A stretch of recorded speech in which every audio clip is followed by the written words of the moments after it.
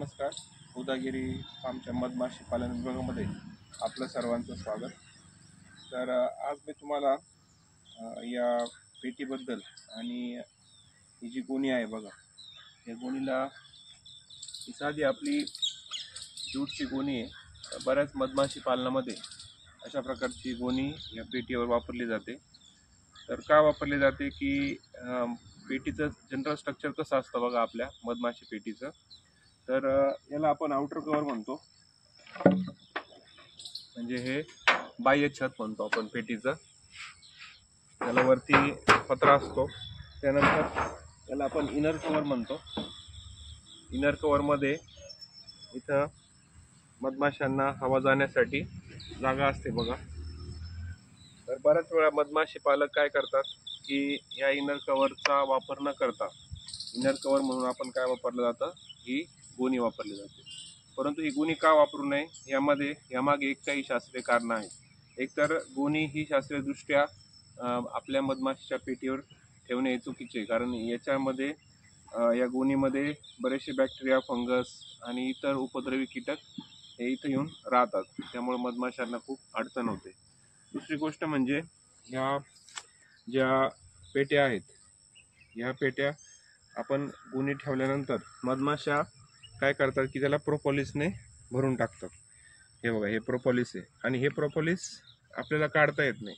या प्रोपोलिसचं खूप महत्त्व आहे. हे प्रोपोलिस फार्मास्युटिकल इंडस्ट्रीमध्ये टॅबलेट्स बनवण्यासाठी किंवा अँटीमायक्रोबियल, अँटीफंगल ॲक्टिव्हिटीसाठी ह्या प्रोपोलिस वापरलं जातं. हे तर या गोणी लागल्यामुळे हे वाया जातं. त्यामुळे ही गोणी आपण मधमाशी पालनामध्ये जास्त करून वापरू नये. तर त्याऐवजी आपल्याला काय वापरायचं आहे की इनर कव्हर वापरायचं आहे. इनर कव्हरला बघा, इथं एक अर्धा इंच खटकी आहे. तर ही खटकी कशासाठी दिली आहे, आता ही जी पेटी आहे या मधमाशांना पोलनची कमतरता आहे आणि पोलनची कमतरता असल्यामुळं त्यांना आपल्याला वरतून पोलन द्यावं लागतं.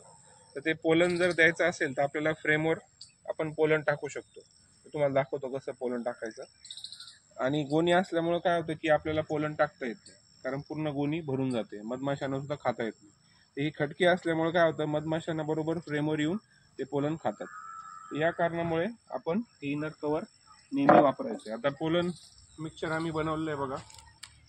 या पोलन मिक्सचरमध्ये मध आहे, पोलन आहे आणि ईस्ट सेल हे आहेत. म्हणजे थोडक्यात फर्मेंटेशन करून हे ठेवलं आहे. आणि याचं टेक्स्चर सुद्धा बघा की चमचा आपण वर केला की बरोबर खाली ते पडतं. तर अशा टेक्स्चरचे पोलन मिक्सचर आपल्याला मधमाशांना द्यायचं आहे. तर आता बघा किती सोयीचं होऊन जातं. आपण जेव्हा मधमाशांना, ह्या मधमाशाला पोलन एकदम झिरो आहे, म्हणजे काहीच त्यांना खाण्यासाठी प्रोटीन सोर्स नाही, तर आपण असं बरोबर त्यांना फ्रेममध्ये ठेवून हे असं पोलन देऊ शकतो, जेणेकरून त्या मधमाशा वरती येऊन थोड्याच वेळात बऱ्याचशा मधमाशा वर येतील आणि ते पोलन खायला लागतील.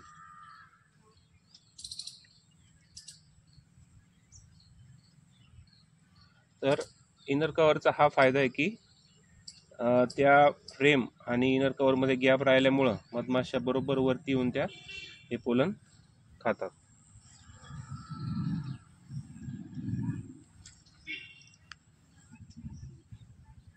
ते प्रश्न असा विचारतील काही की हे पोलन कायम द्यावं लागतं का? तर नाही. आता सध्या हिवाळा चालू आहे आणि हिवाळ्यामध्ये कोणत्याही प्रकारचा फ्लोरा आपल्याला उपलब्ध नाही. त्यामुळे आपल्याला हे पोलन आपण त्यांना एक वाढीसाठी किंवा त्यांना एक वाढ होण्यासाठी चालना मिळावी म्हणून आपण त्यांना हे पोलन वरतून देतोय. तर ज्यावेळेस फ्लोरा सीझन असतो, म्हणजे आपला मार्च, एप्रिल, फेब्रुवारी नंतर, त्यावेळेस त्यांना पोलन द्यायची गरज नाही. आणि हे आपण जे मधमाशी पालन करतोय, एका जागेवरचं मधमाशी पालन करतोय, त्यामुळं एका जागेवर असल्यामुळं त्यांना एका जागेवर 12ही महिने फुलं उपलब्ध होत नाही. त्यामुळे आपली ही जबाबदारी की मधमाशांना जर जगवायचं असेल जागेवरच्या मधमाशी पालनामध्ये, तर आपल्याला त्यांना हे पोलन देणं गरजेचं आहे. तर बघा, सगळ्या माशा त्याच्यावर तुटून पडल्यात आणि खातायत.